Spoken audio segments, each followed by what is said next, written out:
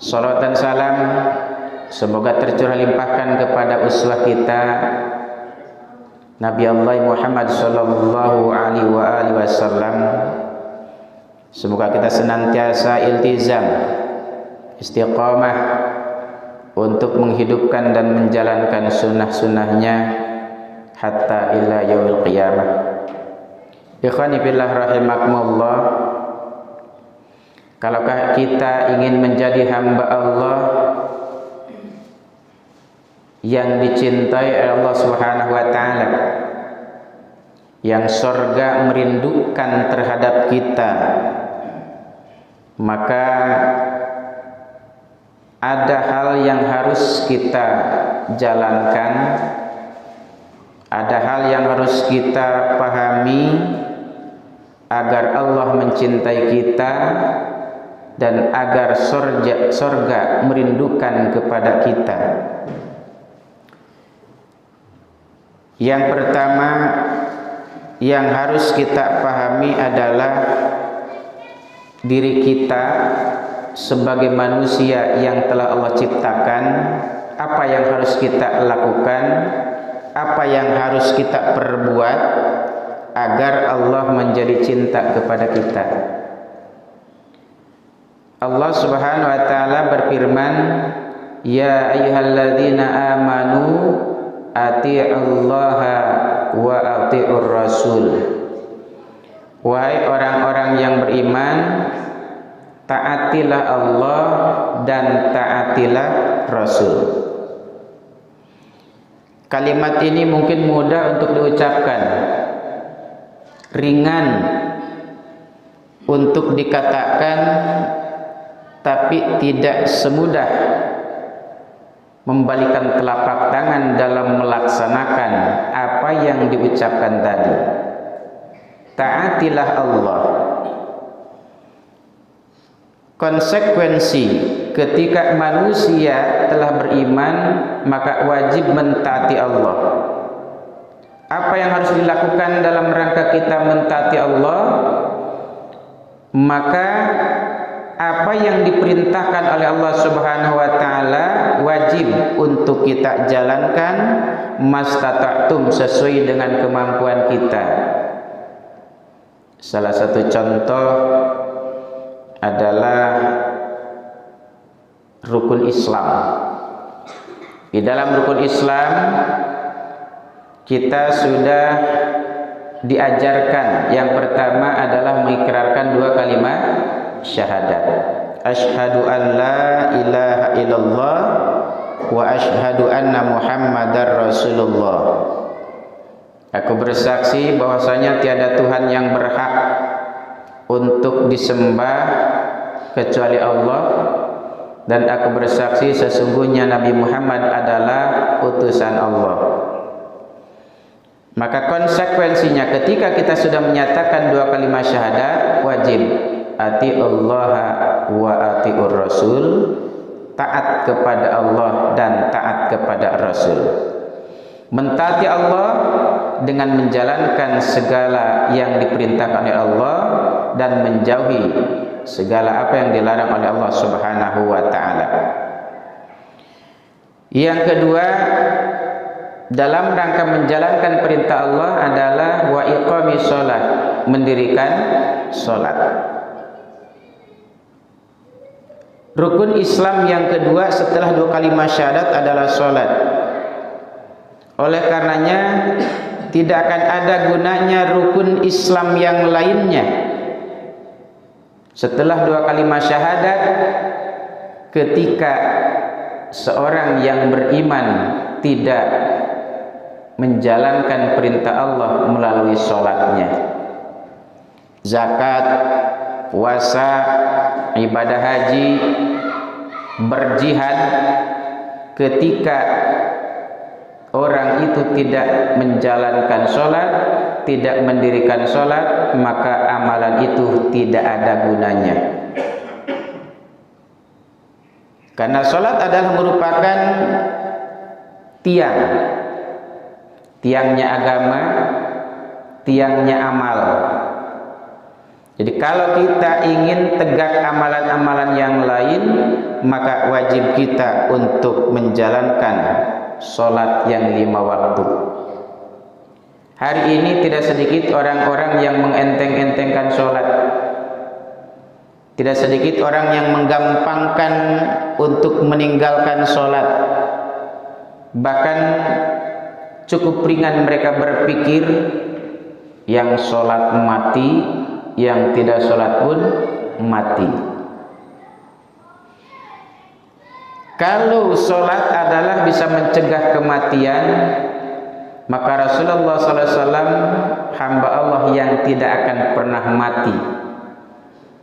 Rasul tidak akan pernah wafat kalau sholat adalah menjadikan syarat orang tidak mati. Tetapi sungguh sholat bukan mencegah kematian, tapi sholat adalah bentuk penghambaan diri manusia sebagai hamba Allah terhadap Allah sebagai Rabb-Nya. Dan orang yang sholat bukan merupakan syarat orang itu menjadi orang kaya. Maka kalau sholat adalah merupakan syarat orang menjadi kaya, maka Rasul pasti orang yang terkaya di dunia. Tapi kenyataannya Rasul sederhana, walaupun kaya, tetapi tidak bergelimang harta seperti halnya Qarun. Kalau sholat merupakan syarat orang menjadi kaya, maka boleh jadi para alim ulama adalah orang-orang yang lebih kaya daripada yang lainnya. Tetapi kenyataan banyak orang-orang seperti para alim ulama tidak menjadi kaya raya dalam limpahan hartanya.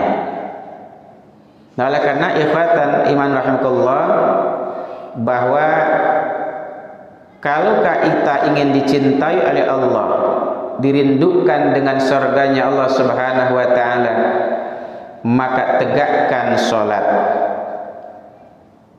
Apa yang kita saksikan hari ini, kekejian demi kekejian, kemunkaratan demi kemunkaratan, kebejadan akhlak, dekadensi moral, degradasi akidah yang hari ini terjadi karena manusia sudah banyak meninggalkan daripada rukun Islam, belum nanti dengan rukun imannya. Hancurnya moralitas bangsa hari ini, maka seiring dengan hancurnya diri mereka untuk tidak mau mendirikan sholat, maka kita alhamdulillah patut bersyukur kepada Allah bahwa masjid yang tidak pernah dikunci untuk orang beribadah, tapi banyak orang yang tidak mau masuk ke dalam masjid untuk beribadah di dalamnya. Maka kita bersyukur kepada Allah bahwa kita diberikan kesehatan, kaki kita masih bisa berjalan, mata kita masih bisa melihat, badan kita masih kuat, kita diberikan kekuatan oleh Allah untuk masuk ke dalam masjid dalam rangka menghambakan diri kita kepada Allah Subhanahu wa taala. Dan ini adalah bentuk syukur kita kepada Allah. Banyak orang yang secara fisik kuat tapi nggak kuat untuk melangkahkan kakinya ke masjid, betul nggak? Banyak ya, secara fisik kuat-kuat, tapi nggak kuat untuk melakukan ruku dan sujud bersama-sama di dalam masjid. Bahkan mereka berdalil, di masjid sholat subuh 2 rakaat, di rumah juga 2 rakaat. Ada nggak kira-kira yang berdalil seperti itu? Ngapain kita harus ke masjid jauh-jauh? Sama di masjid juga 2 rakaat salat subuh mah, di rumah juga 2 rakaat, nggak pernah dikurangin kok. Bukan masalah jumlah rakaatnya, Tetapi masalah tuntunannya yang harus kita ikuti, bahwa laki-laki lebih utama menjalankan sholatnya yang 5 waktu di masjid, terlebih adalah dengan berjamaah, bahwa 27 derajat orang berjamaah ketimbang sholat sendirian hanya 1 derajat. Belum nilai-nilai keutamaan yang lainnya. Jamaah yang dirahmati Allah Subhanahu wa taala, maka hancurnya moralitas umat hari ini karena sudah banyaknya manusia hari ini yang meninggalkan sholat yang 5 waktu. Jangankan sholat sunnah, yang 5 waktu pun mereka tinggalkan. Maka tidak heran kalau hari ini akhlak manusia tidak lebih hebat daripada binatang ternak, bahkan lebih bejat daripada binatang ternak. Ada gak si serigala yang memakan anaknya sendiri? Ada gak si raja hutan memangsa anaknya sendiri? Kita belum pernah menyaksikan singa makan anaknya sendiri. Kita belum pernah menyaksikan harimau menerkam anaknya sendiri. Tapi manusia hari ini, ketika akalnya sudah hilang, maka lebih biadab daripada binatang yang tidak beradab. Ikhwani fillah rahimakumullah. Maka tidak akan ada yang bisa menghalangi kebejadan moral, kehancuran daripada akhlak hari ini, kecuali manusia hari ini adalah mampu untuk mendirikan sholat yang 5 waktu, terutama dikerjakannya dengan berjamaah. Mendirikan sholat artinya nilai-nilai sholat diimplementasikan dalam kehidupan keseharian. Tidak ada orang dalam sholat melakukan kekerasan, maka di luar sholat orang yang mendirikan sholat, dia akan menjaga dirinya daripada perbuatan-perbuatan seperti itu. Kalaukah ada orang yang sholat masih melakukan kekerasan, kekejian, kemunkaratan dan kemaksiatan, maka mereka belum mampu untuk mendirikan sholat, hanya sebatas melaksanakan sholat, sehingga anak TK pun bisa kalau hanya sekedar melaksanakan sholat. Ini pentingnya ikhwatal imanullah. Kenapa sholat ini harus ditegakkan? Karena sudah terbukti generasi-generasi terdahulu, generasi para sahabat Rasulullah SAW, mereka sangat saling mencintai terhadap sesamanya. Mereka tidak melakukan kekejian, mereka tidak melakukan kemunkaratan karena mereka adalah orang-orang yang sudah mendirikan sholat. Maka mustahil hari ini di negara kita akan menjadi negara yang aman kalau manusianya tidak mau diatur dengan aturan Allah Subhanahu wa taala. Orang yang pertama kali dilemparkan ke dalam jurang api neraka adalah para alim ulama yang mereka tidak mau mengamalkan ilmunya. Dia tahu urusan agama tapi dia tidak mau menjalankan aturan agama. Min qabli ubadil wazan, dia akan dilemparkan ke dalam jurang api neraka sebelum para penyembah berhala. Jangan dikira dengan tahu agama tidak diamalkan bisa selamat dari azab api neraka. Tahu perintah sholat tapi nggak dikerjakan, tahu perintah puasa Ramadan tapi tidak dijalankan, tahu ibadah haji kaya raya tapi tidak mau menjalankan ibadah haji, tahu ar-ra'si wal murtasi finnar, suap menyuap adalah akan dilemparkan ke dalam jurang api neraka, tapi dia praktekkan suap menyuap dalam kehidupannya untuk meraih tujuannya. Jangan sampai ilmu itu sebagai cahaya penerang kita akan bisa berjalan dengan mudah, kita akan bisa berjalan dengan selamat ketika kita berjalan dalam keadaan terang. Kalau kita berjalan di malam hari, tidak ada penerang, tidak ada cahaya, tidak ada rembulan, tidak ada baterai, tidak ada listrik, berjalan dalam kegelapan, maka kita belum yakin bahwa kita dalam perjalanan itu bisa selamat. Duri, paku, pecahan beling boleh jadi kita injak di saat berjalan. Tetapi ketika kita berjalan di tempat yang terang seperti ini, ada paku yang menganga, ada pecahan beling yang begitu tajamnya, gak mungkin kita injak. Kita akan menghindari kaki kita daripada injakan itu. Kenapa kita tahu? Kalau kita injak, kita celaka, kaki kita akan luka. Maka dengan ilmu kita akan selamat. Tetapi ketika manusia yang berilmu tapi tidak mengamalkan ilmunya, maka dia akan dilaknat oleh Allah Subhanahu wa taala. Ikhwani fillah rahimakumullah, maka berdoa dalam doa kita, Rabbi zidni ilman nafi'a. Ya Rabb, tambahkan kepada kami ilmu yang bermanfaat. Tambahkan kepada kami ilmu yang bermanfaat. Hari ini dapat satu ilmu, besok dapat satu ilmu, besok lagi satu ilmu, ditambah lagi, tapi ilmunya yang bermanfaat. Sebab kalau tidak bermanfaat, iblis, orang yang makhluk Allah yang begitu pintar, tapi karena tidak bermanfaat ilmunya, iblis dikutuk sama Allah, iblis dilaknat oleh Allah Subhanahu wa taala.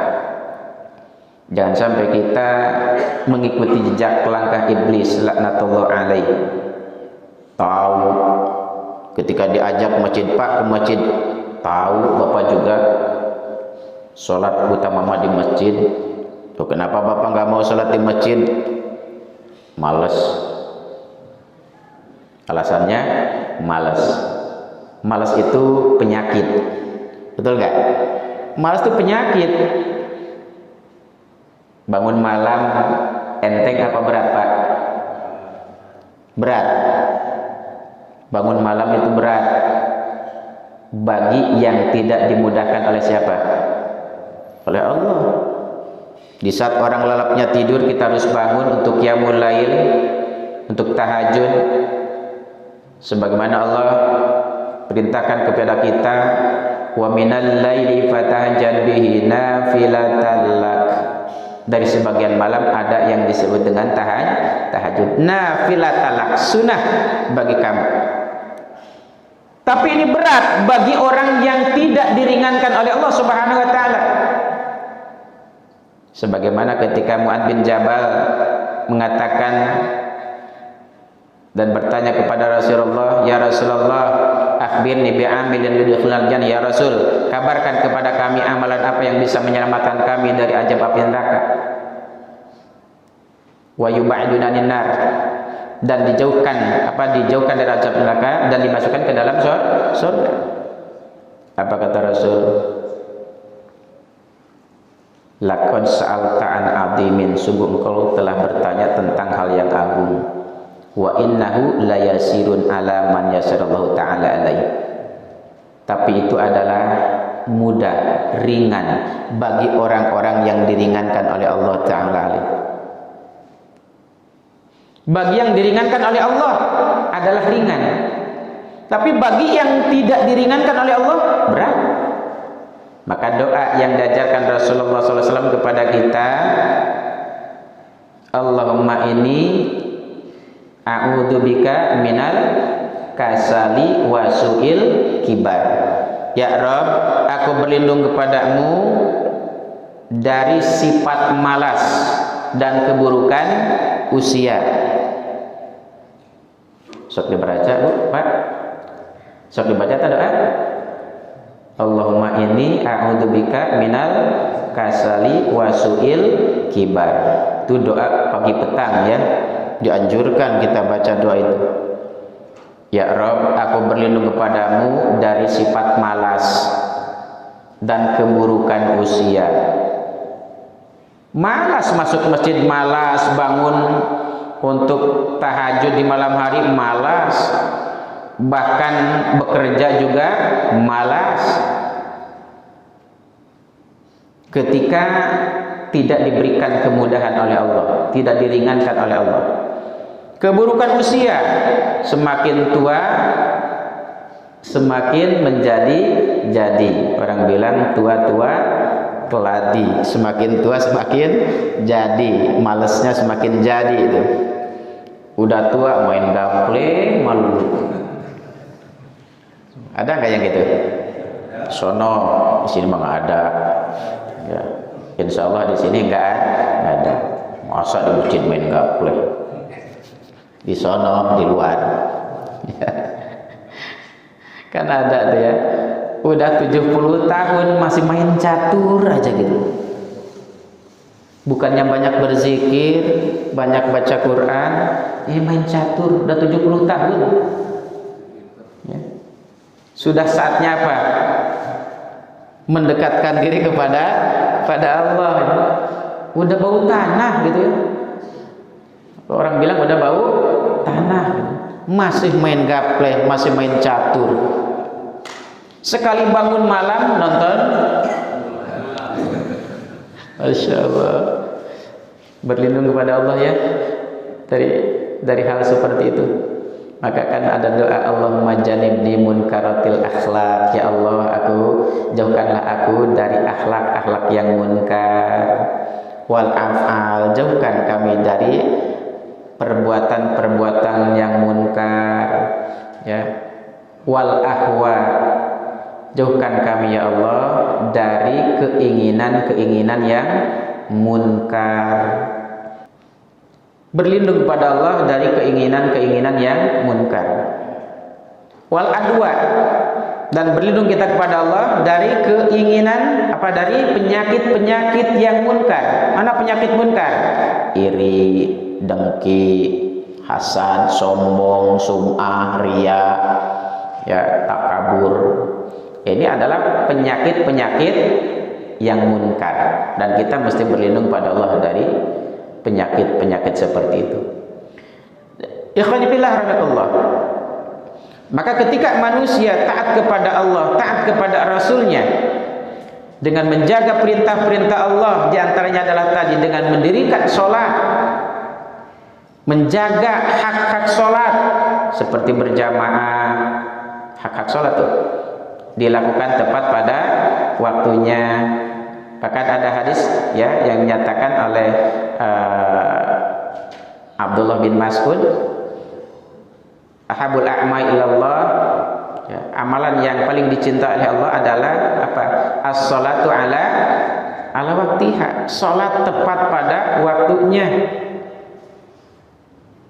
Maka ketika dikumandangkan hayya 'alas shalah, ini ciri orang yang beriman, yang imannya sempurna itu mereka bergetar hatinya. Kayak gitu dalam surah Al-Anfal ya. Innamal mu'minuna alladzina amanu idza dzukirallahu wajilat qulubuhum.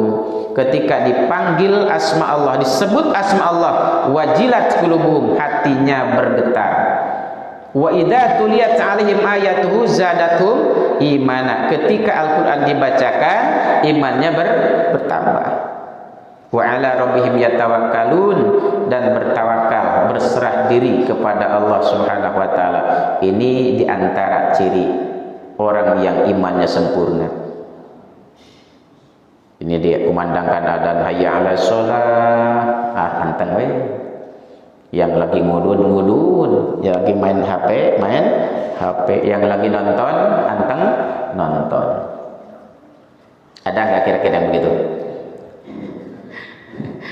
Mudah-mudahan Allah jauhkan kita dari sifat seperti itu ya. Kita berlindung pada Allah. Ya, kalau tanpa perlindungan Allah kita nggak bisa berbuat apa-apa. Ya, tanpa dengan pertolongan Allah kita tidak akan mampu berbuat apa-apa. Bahkan pernah saya sampaikan ya, dalam hadis qudsi Allah berfirman, kullukum dhalun. Kamu sekalian itu kita ini semuanya ada dalam keadaan sesat. illa man hadaituhu, kecuali orang yang aku berikan hidayah kepadanya, kata Allah. Alhamdulillah, Allah berikan hidayah kepada kita, berikan petunjuk kepada kita mana yang hak, mana yang batil. Fastahduni, maka mohonlah hidayah kepada kami. Ahdikum, kami akan berikan hidayah kepadamu. Jadi artinya hidayah ini mesti dipinta. Setelah dipinta, hidayah itu harus disambut, dijemput, dicari. Jangan diem gitu. Dengan cara apa? Dengan cara kita menjalankan perintah-perintah Allah. Maka taufik, sebuah keinginan kita untuk melakukan kebaikan, Allah berikan kepada kita. Tanpa ada taufik, keinginan kita untuk berbuat baik, maka kita tidak akan pernah mau untuk berbuat baik.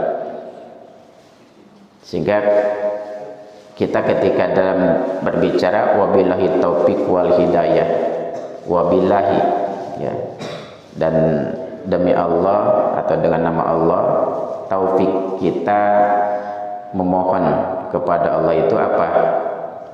Agar kita diberikan keinginan untuk melakukan kebaikan. Maka dengan hidayah, dengan petunjuk, sehingga kita pun diberikan kemudahan untuk menjalankan apa yang kita inginkan dari kebaikan itu. Ikhwatal iman rahimahullah. Di dalam surah An-Nisa ayat 69 Allah Subhanahu wa taala berfirman, "Wa may yuti'illaha wa rasula fa ulaika ma'al ladzina an'ama Allahu 'alaihim minan nabiyyin was-siddiqin wasyuhada'i was-shalihin wa hasuna ulaika rafiqa." Barang siapa yang mentaati Allah dan Rasul, maka mereka akan bersama dengan orang-orang yang Allah berikan nikmat kepadanya. Siapa mereka itu? Minan nabiyyin, orang yang taat kepada Allah dan Rasulnya akan dikumpulkan dengan kelompok para nabi. Di mana kira-kira tempatnya para nabi? Di akhirat di mana kira-kira? Di surga apa neraka? Maka dipastikan para nabi itu tempatnya surga. Maka ketika manusia dikumpulkan bersama para nabi, artinya bahwa orang itulah orang yang akan selamat dari azab api neraka. Dengan siapa lagi nanti dikumpulkan orang-orang yang taat kepada Allah dan Rasulnya? Wasiddiqin, dengan orang-orang yang sidik, dengan orang-orang yang jujur. Karena itu Rasulullah sudah mengatakan kepada kita, iyyakum wal kadzib, jauhilah oleh kamu sekalian dusta. Fa innal kadziba yahdi ilal fujur, karena sesungguhnya dusta itu akan menggiringkan kepada kejahatan. Jadi kalau bohong itu akan mengarahkan kepada sebuah kejahatan. Maka orang-orang yang bohong pasti dia akan menggiring orang yang mengikutinya kepada kejahatan. Wa innal fujura yahdi ilan nar, dan orang-orang yang jahat akan digiringkan kepada api neraka. Nauzubillah min. Justru Rasul mengajarkan kepada kita, fa'alaikum bisidqi, hendaklah kalian menjadi orang yang jujur. Fa inna sidqa yahdi ilal birri, karena jujur akan menunjukkan kepada kebaikan. Wa inal birra yahdi ilal jannah, dan orang yang berbuat baik akan dihantarkan ke dalam surganya Allah Subhanahu wa taala. Siddiq seperti siddiqnya Abu Bakar Siddiq yang diberikan gelar oleh Rasulullah SAW kepadanya. Ya, Abu Quhafah ini gelar luar biasa, Siddiq. Dan tidak ada sahabat yang digelari Siddiq oleh Rasulullah kecuali Abu Quhafah tadi, Abdullah bin Abu Quhafah. Ini gelar yang sangat luar biasa. Maka kita lebih kenal dengan gelar itu daripada nama yang aslinya, betul nggak? Ya, kita lebih kenal Abu Bakar Siddiq daripada Abdullah bin Quhafah atau Abu Quhafah. Ini gelar yang sangat luar biasa. Dan Allah akan mengumpulkan orang yang taat kepada Allah dan Rasulnya dengan para siddiqin. Maka ada doa ketika orang meninggal, ya, seperti Allahumma gfir li, siapa? Ya Allah, ampunilah si fulan. Warfa'lahu darajatahu, kalau laki-laki kan, fil mahdiyin. Ya. Angkatlah derajat dan kumpulkan bersama orang-orang yang mendapatkan hidayah. Wabsah lahu fi qabrihi wa nawwir lahu fi, kan gitu doanya ya. Luaskan di alam barzahnya, terangkan di alam barzahnya. Ini doa yang diajarkan oleh Rasul. Ketika Rasul mendoakan li Abi Salamah, Allahumma gfir li Abi Salamata warfa' lahu darajatahu fil mahdiin, ya, wabsah lahu fi qabrihi wa nawwir lahu fi. Kemudian wasyuhada, orang yang taat kepada Allah dan Rasulnya akan dikumpulkan dengan orang-orang yang mati syahid, orang-orang yang gugur di medan perang memperjuangkan agama Allah.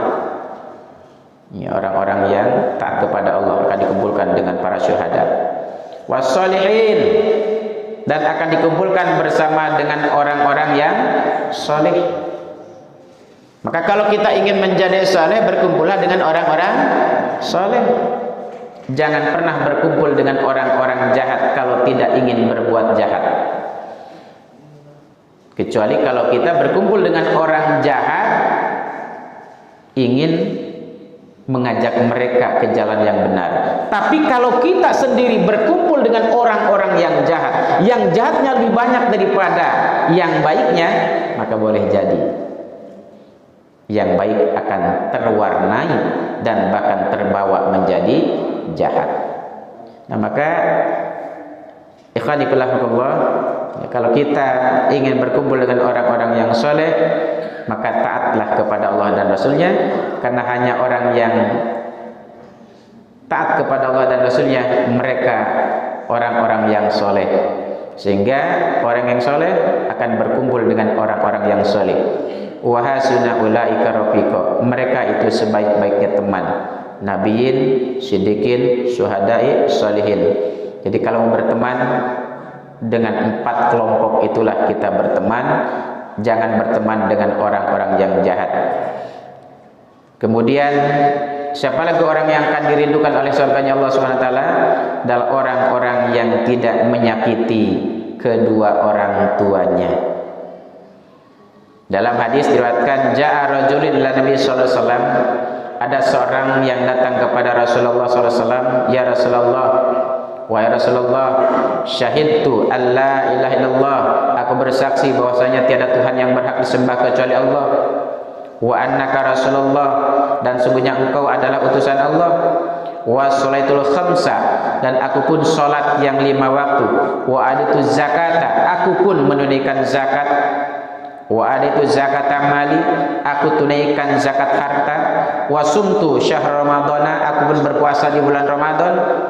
Faqala Rasulullah sallallahu alaihi wasallam, maka Rasulullah sallallahu alaihi wasallam bersabda, man mata ala hada, siapa orang yang mati dalam keadaan seperti itu, dia bersaksi kepada Allah dan Rasulnya, dia menjalankan sholat 5 waktu, berpuasa di bulan Ramadan, mengeluarkan zakatnya.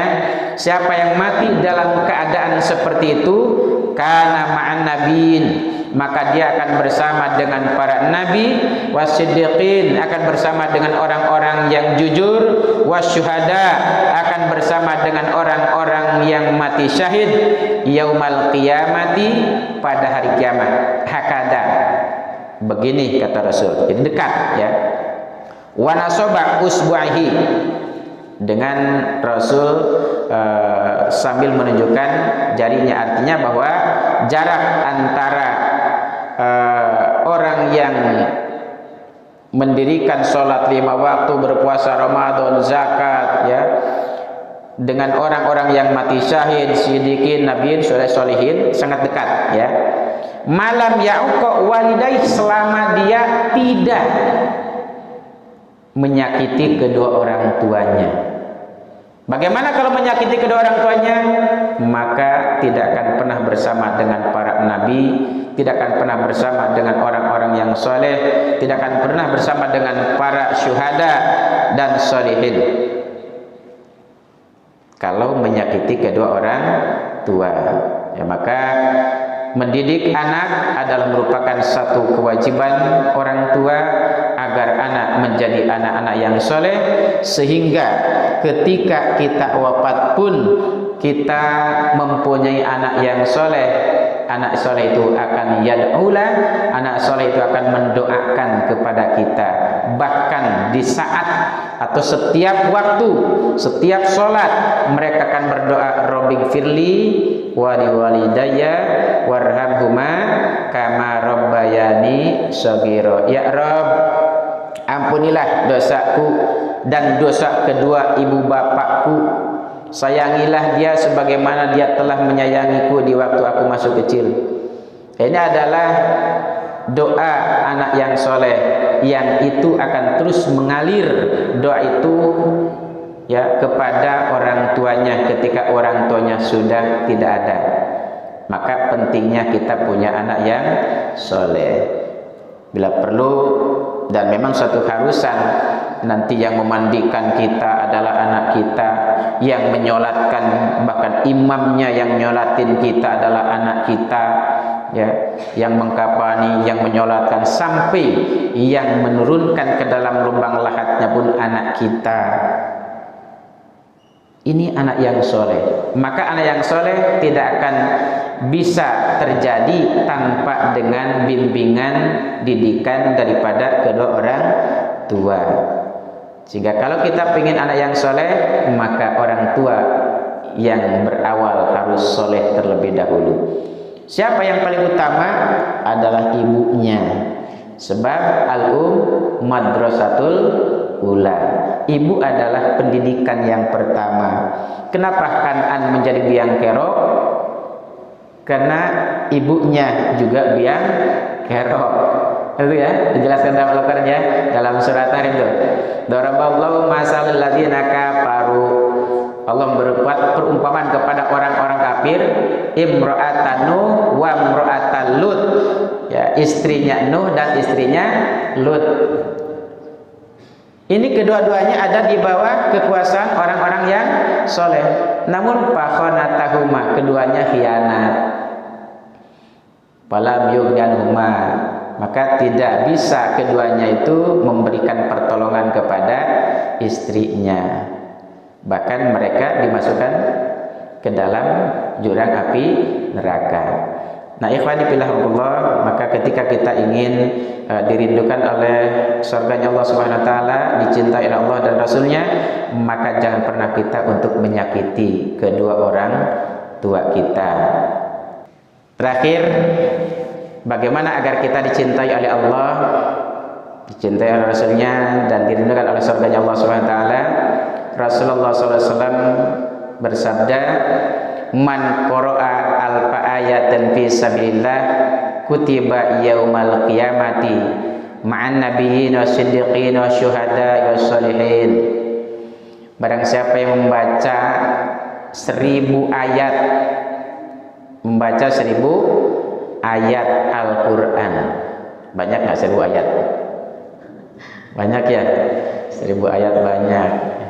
Kita baca 100 ayat juga begal juga ya. Baca surah Al-Kahfi hanya 110 ayat, begal juga ya. 1000 ayat, kurang lebih ya, kalau 1000 ayat ya 10 surat lah gitu ya. Atau kalau surat Al-Baqarah udah 286 ya. Jadi ya 5 surat atau 7 surat lah gitu. Siapa yang baca Al-Quran 1000 ayat, nah itu maka akan dikumpulkan nanti pada hari kiamat dengan para nabi, siddiqin, syuhada, wassalihin. Siapa yang mau untuk dikumpulkan dengan para nabi, para siddiqin, syuhada, sholihin, adalah berarti harus memperbanyak baca Al-Quran. 1000 ayat. Sehari 1000 ayat, mantap kan? Mantap ya? Bisa gak kira-kira? Bisa, insya Allah bisa. Apa yang gak bisa? Rasul menyampaikan itu pasti bisa. Gak mungkin Rasul menyampaikan itu kalau tidak bisa dilakukan. Permasalahannya mau apa enggak, itu aja permasalahannya ya. Mudah-mudahan kita menjadi orang-orang yang jujur, kita menjadi orang-orang yang soleh ya. Kita senantiasa berbakti kepada kedua orang tua, kita senantiasa menghidupkan diri kita, keluarga kita, rumah kita, masjid kita dengan ayat-ayat Al-Quran, sehingga rumah kita tidak sepi daripada tilawatil Quran, rumah kita tidak sepi daripada sholat-sholat sunnah di dalamnya, sehingga Allah akan banyak mendatangkan kebaikan-kebaikan kepada kita. InsyaAllah ketika kita senantiasa menjalankan ketaatan kita kepada Allah Subhanahu wa taala, Allah merindukan kita, radhiyallahu anhum wa radu'an, sebagai para sahabat Allah meridai mereka dan mereka pun ridho kepada Allah Subhanahu wa taala. Jadi kalau kita ingin mendapatkan ridha Allah, maka kita harus terlebih dahulu ridho terhadap Allah Subhanahu wa taala. Tidak hanya sebatas dalam doa raditu billahi robba, tapi mari kita buktikan bentuk raditu billahi robba kita dengan menjalankan ketaatan kita kepada Allah Subhanahu wa taala. Itu saja barangkali yang disampaikan pada kesempatan pagi hari ini ya. Mohon maaf bila ada kata-kata yang tidak berkenan, dan sekali lagi semoga Allah Subhanahu wa taala mengampuni dosa dan kesalahan kita, karena boleh jadi kita datang dari rumah ke tempat yang mulia ini bawa dosa ya. Nah, mudah-mudahan pulang dari sini dosa itu diampuni dan bawa pahala yang banyak, yang besar. Kita tutup dengan tasbih kifaraha. Subhanaka Allahumma wa bihamdika asyhadu an la ilaha illa anta astaghfiruka wa atubu ilaik. Assalamualaikum warahmatullahi